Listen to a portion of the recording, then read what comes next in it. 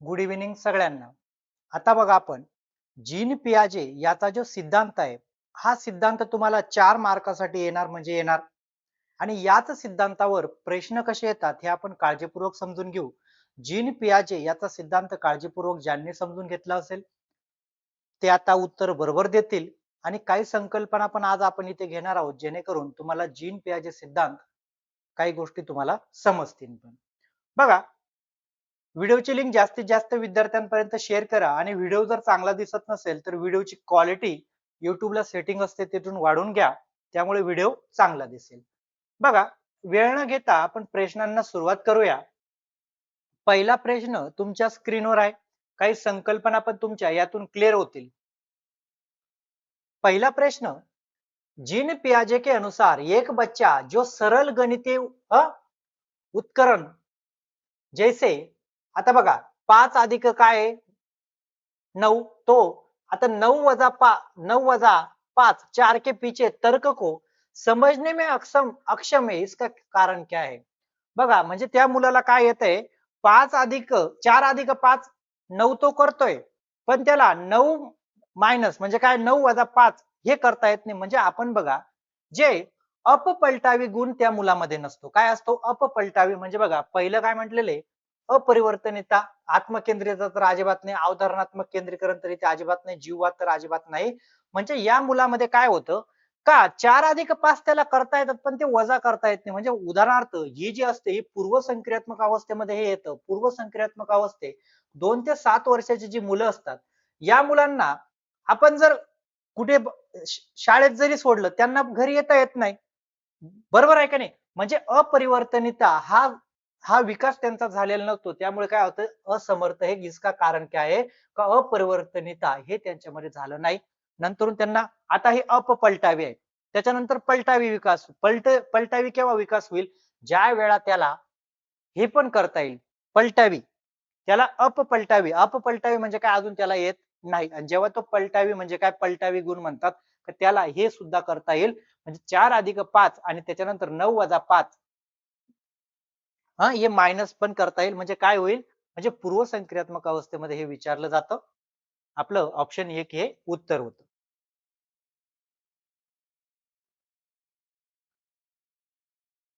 त्याच्यानंतर प्रश्न दुसरा बघा, जेवढं तुम्ही काळजीपूर्वक समजून घेणार तेवढा तुम्हाला इथे फायदा होणार आहे. बघा, प्रश्न दुसरा काय म्हणतोय, एक छोटी बालिका प्रतिदिन अपनी गुड़ियों के कपड़े बदलती. बघा, एक छोटी बालिका प्रतिदिन अपनी गुड़ियों के कपड़े बदलते, पियाजे के संज्ञानात्मक विकास सिद्धांत के अनुसार ये कहलाता है. म्हणजे ती मुलगी काय करते, तर दररोज काय करते, ती जी बाहुली आहे त्या बाहुलीचे कपडे बदलते. मग याला व्यवहारवाद म्हणतात का? तर अजिबात नाही. रचनावाद म्हणतात का? तर अजिबात नाही. मानवतावाद म्हणतात का? तर याला जीववाद म्हणतात का? त्या मुलीला काय वाटतं, तर ज्या पद्धतीने आपण दररोज काय करतो, अंघोळ झाल्यानंतर कपडे बदलतो, त्या पद्धतीने जी बाहुली आहे तिला पण काय गरज आहे कपडे बदलण्याची. म्हणून हे होत आहे. म्हणून काय आहे, जीववाद इथे चालू झालेलं. हे पण कुठे असतं, पूर्वसंक्रियात्मक अवस्थेमध्ये येत राहतं. 2 ते 7 वर्षे याचं म्हणजे या वयामध्ये हे होत असतं. जीववाद म्हणतात याला. काय म्हणतात? जीववाद म्हणतात.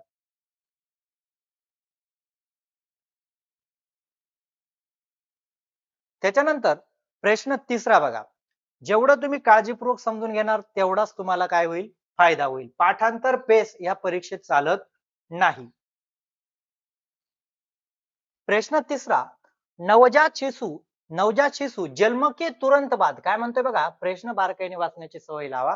नवजात शिशु जन्म के तुरंत बाद माँ का दूध पीने के लिए चूसने की क्रिया करता है. म्हणजे बघा, नवजात शिशु आहे, जन्म झाल्यानंतर चूसने की क्रिया करता है. बरोबर आहे की नाही? चूसने की क्रिया करता है. यह संवेदी गामक अवस्था की किस विशेषता को दर्शाता है. म्हणजे मुलाचा जन्म झाल्यानंतर ते मूल काय करताय, दूध पिण्यासाठी चूसने की क्रिया करताय. म्हणजे एक तेच विचारलंय तुम्हाला, एक किसकी विशेषता आहे. आता पहिलं ऑप्शन दिलेले काय, सहज प्रतिवर्ती क्रिया. काय आहे हे, सहज प्रतिकात्मक चिंतन आहे का? तर अजिबात नाही. काल्पनिक खेळ आहे का? अजिबात नाही. अमूर्त तर्क आहे का? तर सहज प्रतिवर्ती क्रिया आहे. चूसने की क्रिया करताय. म्हणजे बघा, लहान मूल आपला जो बोट असेल, बरोबर आहे का नाही, हा तोंडात घालतात, ते सगळ्यांना माहिती आहे. म्हणजे चूसने की जन्म के तुरंत बाद दूध पिणे के लिए चूसने की क्रिया करताय, काय सहज प्रतिवर्ती, हे सहज होतात. होतं का नाही? तर होतं. कळालं? अशा पद्धतीचा हा प्रश्न होता. त्याच्यानंतर प्रश्न 4. ज्या विद्यार्थ्यांनी बॅच मध्ये जीन पियाजे बघितलाय ना, जीन पियाजे बॅच मध्ये एक सुद्धा प्रश्न तुमचा चुकणार नाही, जर तुम्ही बॅच मध्ये जीन पियाजे आपल्याकडे बघितला असेल तर. प्रश्न 4. पियाजे के संज्ञानात्मक विकास के सिद्धांत के, बघा पियाजे के संज्ञानात्मक विकास के सिद्धांत के संवेदी चालक अवस्था के दो महत्वपूर्ण, बघा काय विचारलंय तुम्हाला, संवेदी चालक म्हणजे संवेदी अवस्थेमधील तुम्हाला विचारलंय. वर्गीकरण आणि क्रमबद्धता कुठे येतं, मूर्त संक्रियात्मक मध्ये येतं. कुठे येतं, मूर्त मध्ये, म्हणजे हे बाहेर झालं. वस्तुस्थायित्व आणि स्थगित अनुकरण कुठे येतं, तुमचं संवेदी मध्ये येतं. कुठे येतं, संवेदी अवस्थेमध्ये. ऑप्शन हे दोन बरोबर बोलताय. त्याच्यानंतर प्रतिवर्ती चिंतन व परिकल्पना निर्माणात्मक तर्क कुठे येतं, तुमची औपचारिक अवस्था असते शेवटची, तिच्यामध्ये येतं. आणि जीववाद हे कुठे येतं, तुमचं पूर्व संक्रियात्मक अवस्थेमध्ये. आपल्याला विचारलेलं काय होतं, संवेदी चालक अवस्थेचं विचारलेलं होतं. काय विचारलं होतं, संवेदी चालक.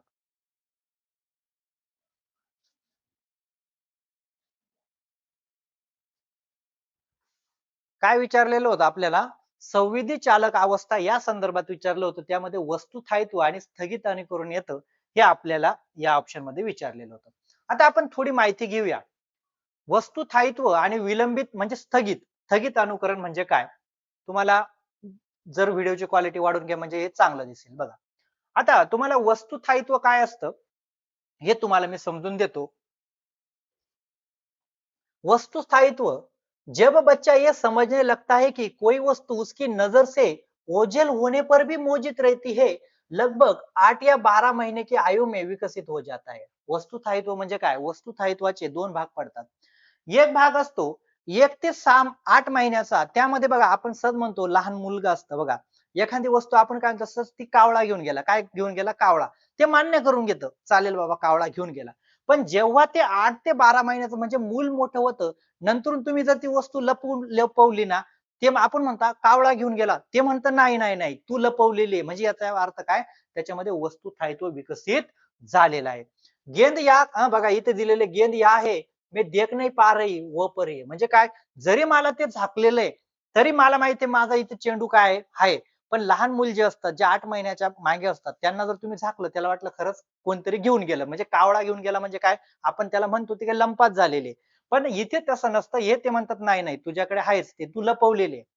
त्याच्यानंतर बघा बच्चा वस्तू को ढूंढने की कोशिश करता है, ये वस्तु स्थायित्व का संकेत आहे. म्हणजे ज्या वेळा मुलं म्हणतात तू लपवलेले, इकडे लपवलेले, तिकडे बघतील, त्याला वस्तु स्थायित्व विकसित झालं असं म्हटलं जातं. त्याच्यानंतर विलंबित अनुकरण, बघा आता लहान मुलं काय करतात, अनुकरणातून खूप साऱ्या गोष्टी शिकतात. पण आता आपण विलंबित अनुकरण काय हे आपण काळजीपूर्वक समजून घेऊ. जब बच्चा किसी क्रिया को देखकर तुरंत नहीं, बघा जब बच्चा किसी क्रिया को देखकर तुरंत नहीं बल्कि कुछ समय के बाद उस क्रिया की नकल करता है, उसे विलंबित अनुकरण कहते हैं.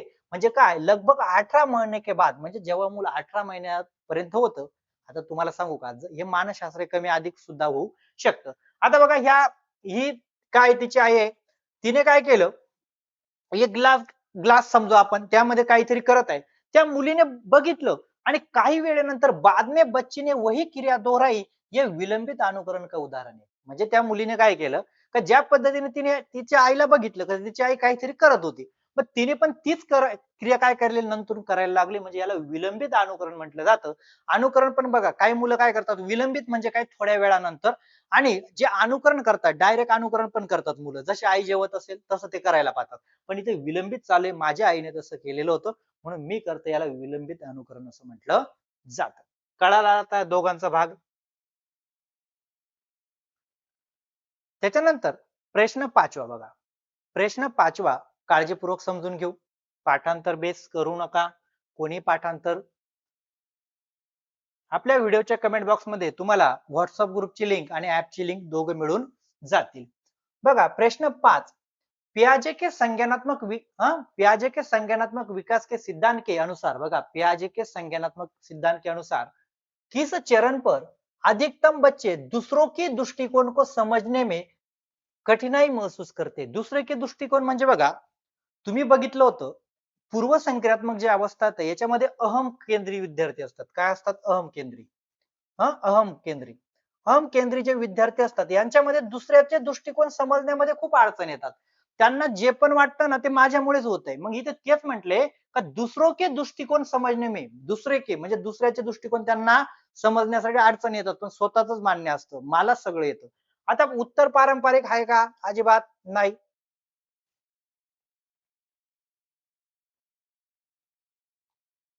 बघा, पूर्वसंक्रियात्मक अवस्थेमध्ये आपण बघितलं, बरोबर आहे का नाही? काय येतं? अहम केंद्रता. बरोबर आहे का नाही? शिशु अहमवादी होत आहे. तुम्हाला अहमवादी पण येतील हं. अहमवादी होत आहे. तर काय असतं पूर्वसंक्रियात्मक अवस्थेमध्ये? मूर्त अजिबात नाही, औपचारिक तर अजिबात नाही. यामध्ये काय असतात? दुसऱ्याचे दृष्टिकोन समजत नाही. जे पण आहे ना, एखादी तुम्हाला पाण्याची बाटली जरी भरून दिली, तो काय म्हणतो, नाही, नाही, माझी बाटलीमध्ये जास्तच पाणी आहे. तुमच्याकडे नाहीये. म्हणजे काय? अहमवादी असतो. म्हणजे दुसऱ्याचे दृष्टिकोन त्याला मान्य नसतात किंवा कट नाही होते. त्याच्यानंतर प्रश्न 6 बघा. प्रश्न 6वा काळजीपूर्वक समजून घ्या. मी तुम्हाला समजून पण देतो. व्हिडिओ सर्वांनी लाईक करा आणि जास्तीत जास्त विद्यार्थ्यांपर्यंत शेअर करा. आणि ज्याला 100% पास व्हायचंय ना, 100%, मी म्हणतो 100%, 99 पण नाही, 100% ज्याला पास व्हायचंय त्याने बॅच जॉईन करा. 100% पास होऊनच जाईल. बघा, पियाजे के संज्ञानात्मक विकास के सिद्धांत बघा, सिद्धांत कोणाचा? पियाजे के संज्ञानात्मक विकास के सिद्धांत के अनुसार निम्नलिखित में से कौन सी अवधारणा ती बघा वर्ष किती दिलेले 3 से 6 वर्ष की आयु वाले बच्चों को सिखानी चाहिए. म्हणजे काय? पियाजेचा जो सिद्धांत तुम्ही वाचलेला असेल, बघितला असेल, समजून घेतला असेल, त्यामध्ये त्यांनी सांगितलं काय कोणती अवधारणा 3 ते 6 वर्षाच्या मुलांना शिकानी चाहिए. म्हणजे काय काय शिकवलं पाहिजे? आता जर पियाजे वाचला असेल तर माहित असेल. पहिलं काय म्हटलं? संरक्षण. आता संरक्षण कोणाला चालेल? 6 ते 11 वर्षाची मुलं असतात. अनुक्रमता कुठे असते? 7 ते 11 मध्ये जी मुलं असतात, इथे 7 ते 11 मध्ये जी मुलं असतात. सांकेतिक प्रतिनिधीकरण. सांकेतिक प्रतिनिधीकरण म्हणजे काय? मुलं काय करतात? या आपण प्रतिकात्मक सोच बघितलं होतं बघा. प्रतिकात्मक सोचेस याला म्हटलं जातं प्रतिकात्मक सोच. मुलं काय करतात? आता तार्किक अनुप्रयोग चालणार नाही. आता हा मुलगा आहे. याच्याकडे काठी आहे, तो काय समजतो त्याला? हा कधी माझ्याकडे घोडा आहे. काय? घोडा आहे. सांकेतिक प्रतिनिधी करतं किंवा प्रतिकात्मक सोच विकसित आहे. त्याच्यानंतर ही मुलगी आहे, या मुलीला काय ते बॉक्स दाखवलाय. काय दाखवलाय? बॉक्स दाखवलाय. पण ही काय म्हणेल का माझ्याकडे कार आहे. माझ्याकडे काय आहे? कार आहे. काय आहे? माझ्याकडे कार आहे. म्हणजे या मुलीला पण काय होतंय म्हणजे प्रतिकात्मक सोच म्हणजे काय? जरी हा बॉक्स आहे तर तिला काय समजत आहे? कार समजत आहे. जरी या मुलाकडे काठी आहे त्याला काय समजत आहे? तो घोडा समजत आहे. म्हणजे याला प्रतिकात्मक सोच असं म्हटलं जातं. त्याच्यानंतर प्रश्न 7 काळजीपूर्वक बघा. प्रश्न वाचून घ्या. प्रश्न काळजीपूर्वक वाचा म्हणजे उत्तर बरोबर येतात.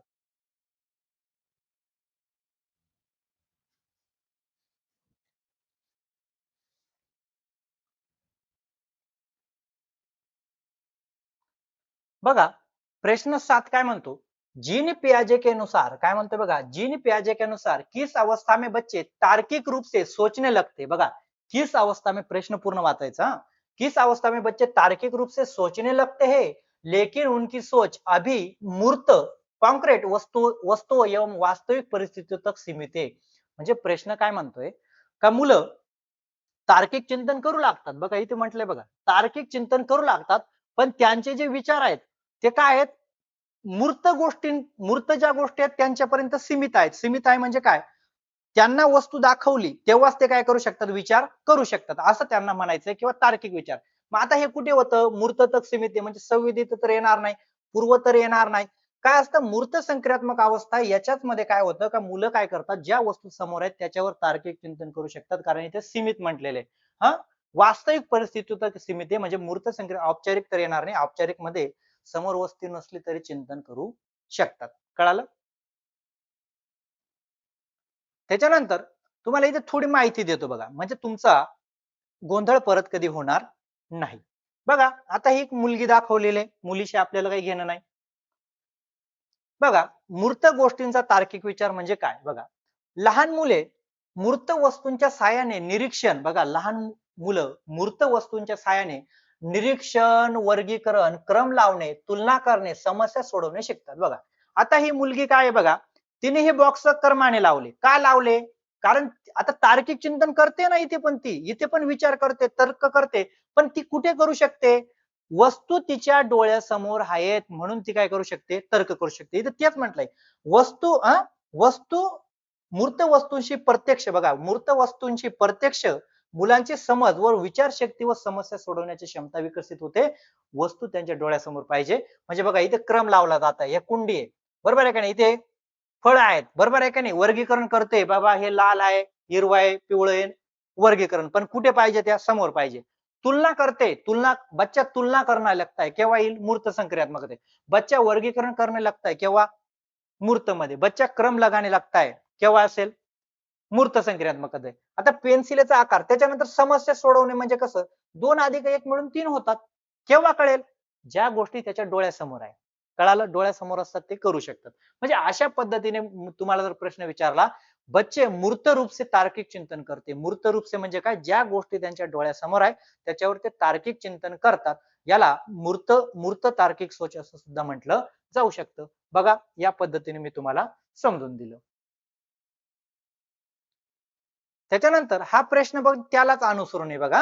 हा प्रश्न पण त्यालाच अनुसरून आहे. प्रश्न मोठा आहे, पण त्यालाच अनुसरून आहे.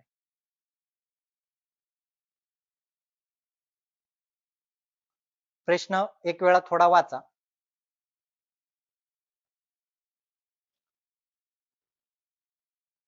बघा प्रश्न 8 काय म्हणतोय? एक विद्यार्थी निरीक्षण करता है की बघा एक विद्यार्थी निरीक्षण करता है की ये छड़ी बी से लंबी है. काय निरीक्षण करतोय? ये छड़ी बी से लंबी है तथा बी छड़ी सी से लंबी है.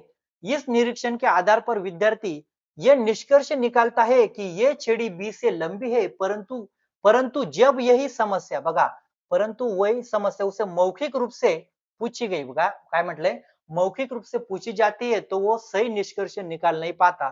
पियाजे के सिद्धांत के अनुसार विद्यार्थी संज्ञानात्मक विकास के किस अवस्थामध्ये म्हणजे प्रश्न तुम्हाला काळजीपूर्वक समजून देतो. त्या विद्यार्थ्याला जेव्हा छड्या दाखवल्या ए आणि बी त्याला ते दाखवल्यावर तो सांगू शकतो का ही मोठी आहे ती मोठी आहे.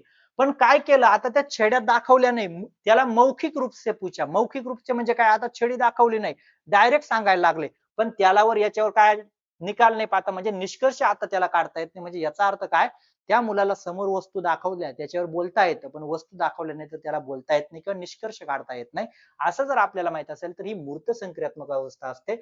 यामध्ये मुलांना जे दाखवलं त्याच्यावरच बोलता येतात. कळालं? म्हणजे या पद्धतीच्या या अवस्थेत तो होता. त्याच्यानंतर प्रश्न 9 बघा. प्रश्न 9 पण तशाच संदर्भावर आलेला आहे. जर तुम्ही टॉपिक काळजीपूर्वक समजून घेतला असेल तर. प्रश्न 9 काळजीपूर्वक समजून घेऊ. एक बच्चा देखता है कि बघा एक बच्चा देखता है कि धूप में रखा पौधा अंधेरे कमरे में रखे पौधे की तुलना में अधिक तेजी से बढ़ता है. म्हणजे त्या मुलांना काय का अंधाऱ्यामध्ये एक झाड ठेवलेलं आहे आणि एक धूप मध्ये म्हणजे उन्हामध्ये ठेवलंय पण ते उन्हामधलं झाड तेजी से बढ़ताय पण इथे पण बघतोच येतो काय करतोय बघतोय ये निष्कर्ष निकालता है कि धूप में पौधे की वृद्धि सहायक है बघा सहायक करती है. पियाजे के अनुसार ये किस क्षमता का विशेषता किस क्षमता की विशेषता असं विचारलंय. म्हणजे त्या मुलाकडे दोन झाड आहेत. त्याने काय केलं की एक उन्हात ठेवलं असेल आणि एक सावलीत ठेवलं असेल पण त्याला कळालं का जे उन्हामधलं आहे ते काय करतं लवकर वाढतं कशापेक्षा सावलीतल्या झाडापेक्षा. मग आता तुम्हाला माहिती आहे इथे पण काय करतो तो बघतोच आहे ना निष्कर्ष कुठून काढला त्याने दोन दोन झाडांची तुलना करून. आता तुम्हाला तुलना केली जाते इथे काय करताय बघा पौधे की तुलना करताय. हा शब्द पकडा हा शब्द जरी पकडला तुम्ही तुलना करणे आपण बघितलं तुलना कुठे केली जाते संविधीमध्ये का नाही पूर्वमध्ये का नाही. मूर्त संक्रियात्मक अवस्थेमध्ये तुलना केली जाते. औपचारिक तर हा पुढचा भाग आहे कारण औपचारिक मध्ये तुम्ही झाडं नाही जरी जवळ समोर ठेवली तरी तो त्याच्यावर म्हणजे बोलू शकतो त्यावर. बघा अजून थोडं तुम्हाला समजून देतो.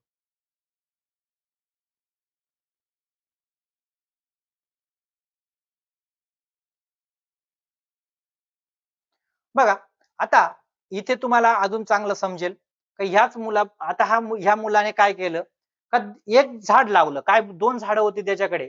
आता त्याने काय बघितलं का हे जे मी झाड लावलेलं आहे हे सावलीत आहे आणि हे काय आहे उन्हात आहे. मग ह्या मुलाने काय केलं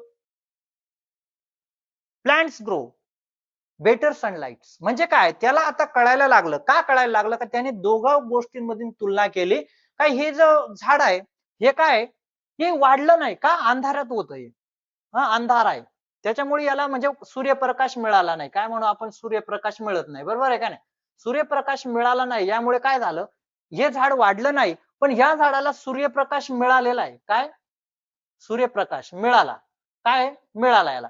याला मिळाल्यामुळे काय झालं, हे झाड वाढलं. म्हणजे त्याने निष्कर्ष काढला का दोघं झाडांची तुलना केली का ज्या गोष्टीला सूर्यप्रकाश म्हणजे याला भेटला म्हणून याची काय झाली, वाढ झाली, पण याची वाढ झाली नाही. म्हणजे काय, विद्यार्थी तुलना सुद्धा करू शकतो. मग तुलना कुठे करू शकतो हे तर तुम्ही बघितलंय. म्हणजे या स्तरावर तो विद्यार्थी होता. कळालं? त्याच्यानंतर अशा प्रश्नांची तयारी भरपूर करा. अशा प्रश्नांची तयारी तुम्ही भरपूर करा, कारण असे प्रश्न येण्याची फार शक्यता आहे. कळालं? त्यामुळे अशा प्रश्नांची तयारी तुम्ही भरपूर केली पाहिजे.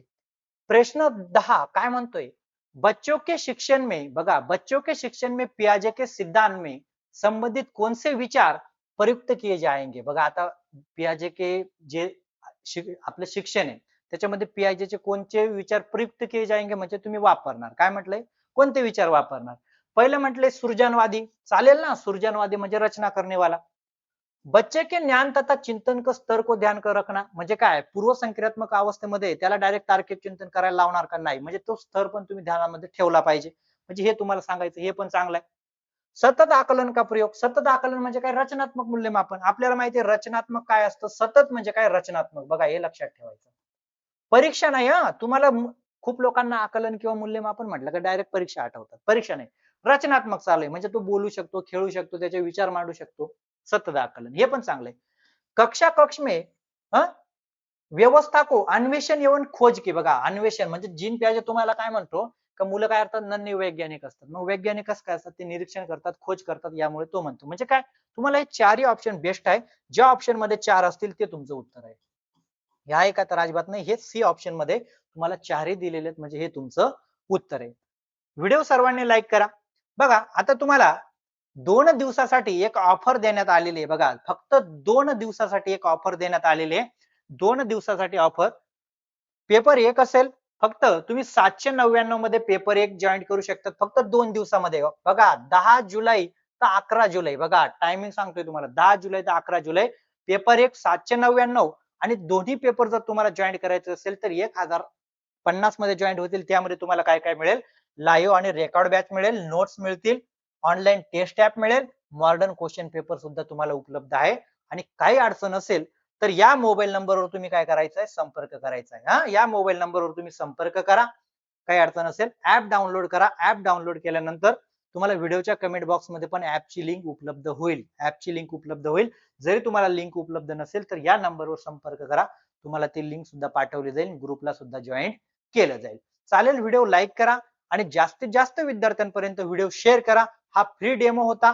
आता बाकीचे जे असतील ते तुम्हाला ऍप मध्येच उपलब्ध होतील. जे महत्वाचे टॉपिक असतात सर्व ऍप मध्ये भेटतात, हे तर सर्वांना माहिती आहे. त्यामुळे हा व्हिडिओ जास्तीत जास्त विद्यार्थ्यांपर्यंत शेअर करा.